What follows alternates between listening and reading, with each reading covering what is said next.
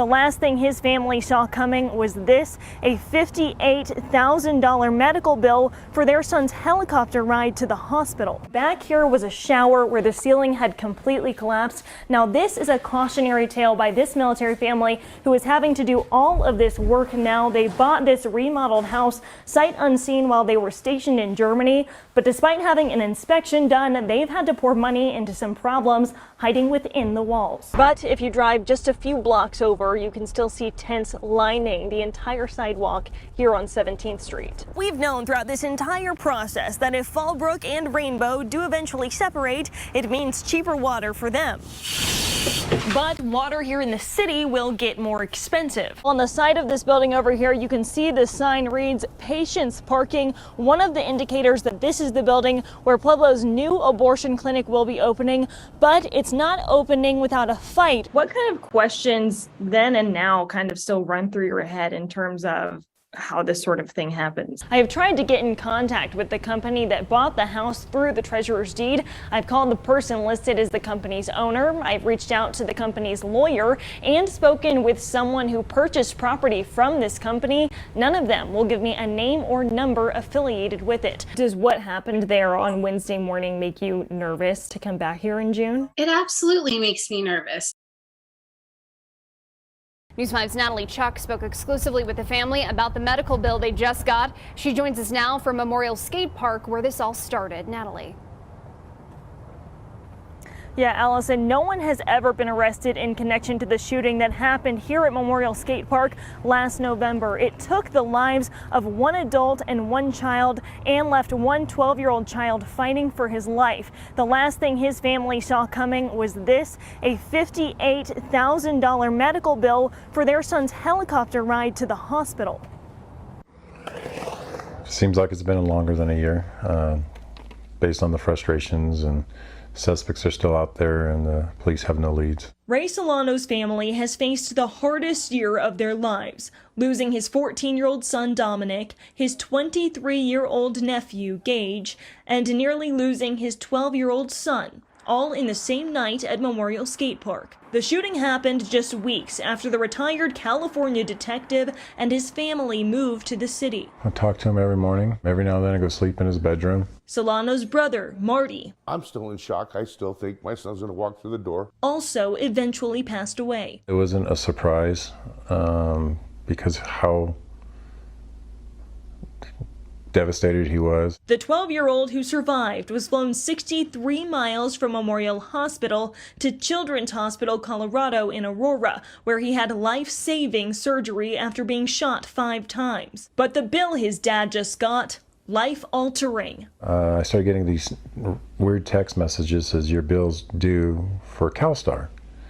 And I'm going, CalStar? CalStar, the helicopter company used that night, charged $66,212.24. The insurance company, Anthem Blue Cross Blue Shield, initially paid $7,832.71, saying the helicopter was out of network, leaving the Solanos to pay $58,379.53. I mean, I lost 2 members of my family, and one survived barely, and then just throw a bill at us like that, it just, to me, doesn't make any sense. When we asked, the insurance company told us in part, many air ambulance providers choose not to contract with insurers. That is why Anthem has been a strong advocate for the Federal No Surprises Act, which went into effect earlier this year. They say if the shooting had happened after January 1st of 2022, this never would have been an issue since the No Surprises Act took effect. Meanwhile, the air ambulance company says the idea that companies like them choose not to go in-network is a myth,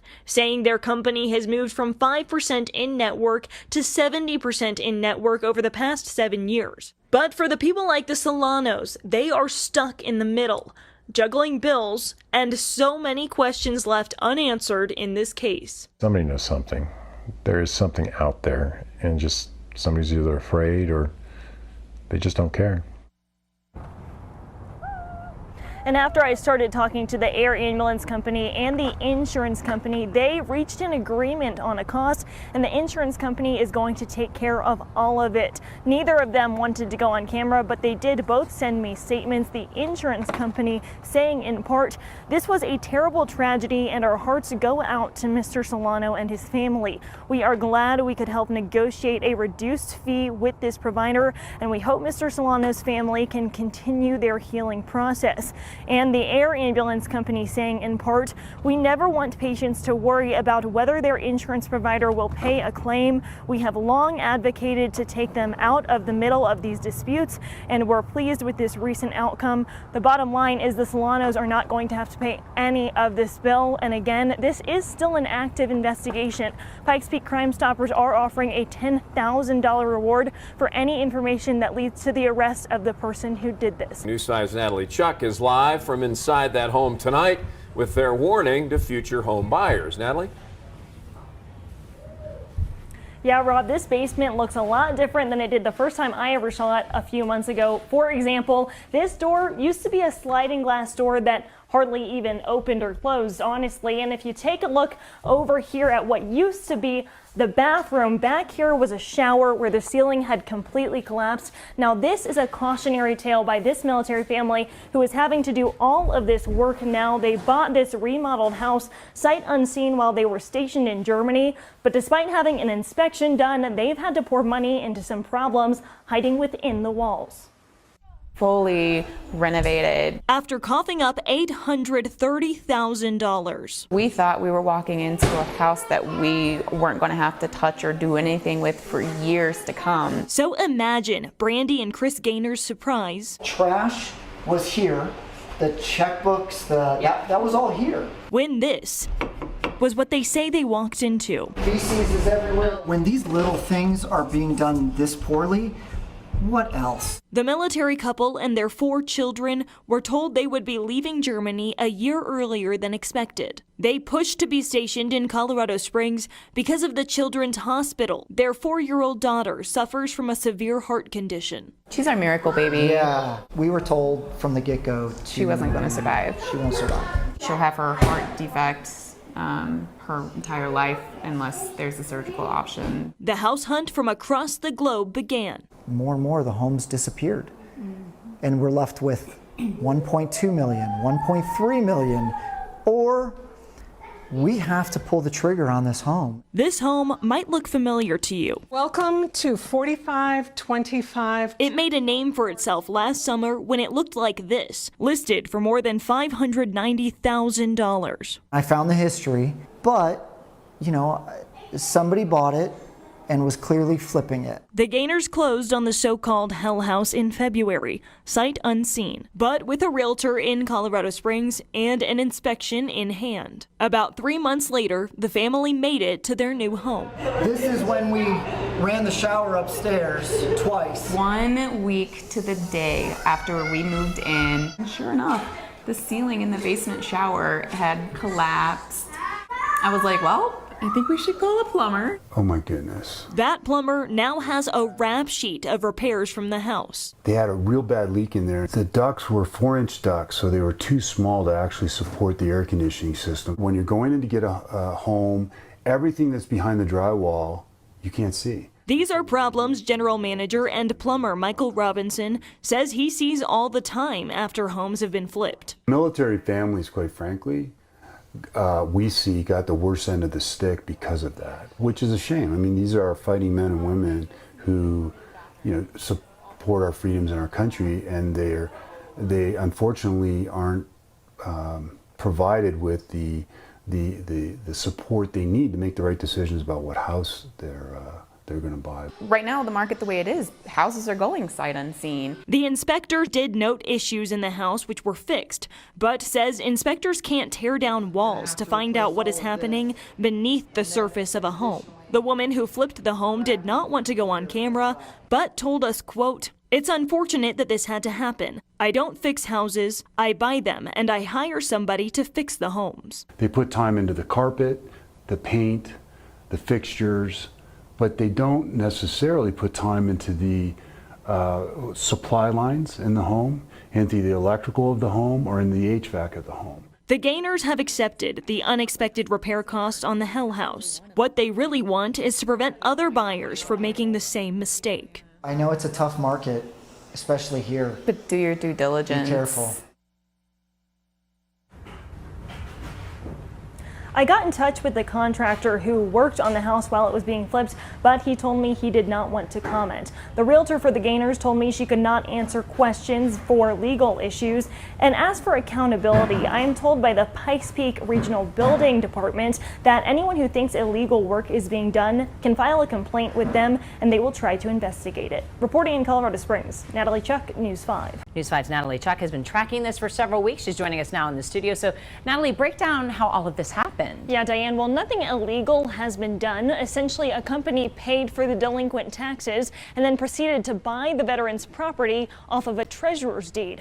I am told by the veteran's lawyer this is a common practice for companies looking to invest in property, but it's not common for someone to fight it like they are. Driving down the street and saw it. There was a for sale sign. That's how Air Force veteran David Purnell remembers picking out his home in Canyon City back in 1988. But now, he can't even step foot in the place he used to call home. I came down here and sure enough, he was kicked out of his home. The sheriff had evicted him. Be careful, David. Purnell is severely disabled and cognitively impaired. He was shot in the head decades ago while serving in the Air Force. Now, a real estate agent in Canyon City is sharing his story. The two met through the bar her husband owns. I went to the business with my husband to get it open in the morning, and David was sitting on the steps. And I laughed at him and I said, "Would you spend the night here last night?" And David said, "Well, yeah, I pretty much almost had to because I'm homeless." Purnell didn't pay his property taxes for 3 years, but he says it's because he didn't know he was supposed to. The VA loan he had always covered the property taxes, so when he paid it off, he wasn't aware that he also had to start paying the taxes. We learned an investment company legally purchased the home, forcing him out. Everything he had accumulated over 33 years of his life living in here was gone. His paperwork from the VA, his pictures of his family, his clothing. But that's not where it ends. The realtor has hired a lawyer to help her friend. The lawyer tells me a state law allows a 9-year grace period for people with disabilities to pay back what they owe. In my view, the statute was made exactly for this case. I mean, Mr. Purnell is someone that statute is designed to protect, so that he should be afforded the right to redeem his property and move back in. I don't think he should have ever been, he should not have been evicted. It's what gives this veteran's friends hope that their fight to get him back into his home will be worth it. When something is so patently, so blatantly wrong, as a United States American veteran who got shot in the head and left semi-paralyzed to have his home taken away from him, I couldn't just sit by and do nothing. The lawyer tells me the next step in this case is getting it in front of a judge, but there is no clear timeline of when that could happen. I have tried to get in contact with the company that bought the house through the treasurer's deed. I've called the person listed as the company's owner. I've reached out to the company's lawyer and spoken with someone who purchased property from this company. None of them will give me a name or number affiliated with it. Next week, Purnell and the real estate agent say they are supposed to meet with Senator John Hickenlooper to ask for help with the case. We will continue to track this case through the court system and let you know what happens.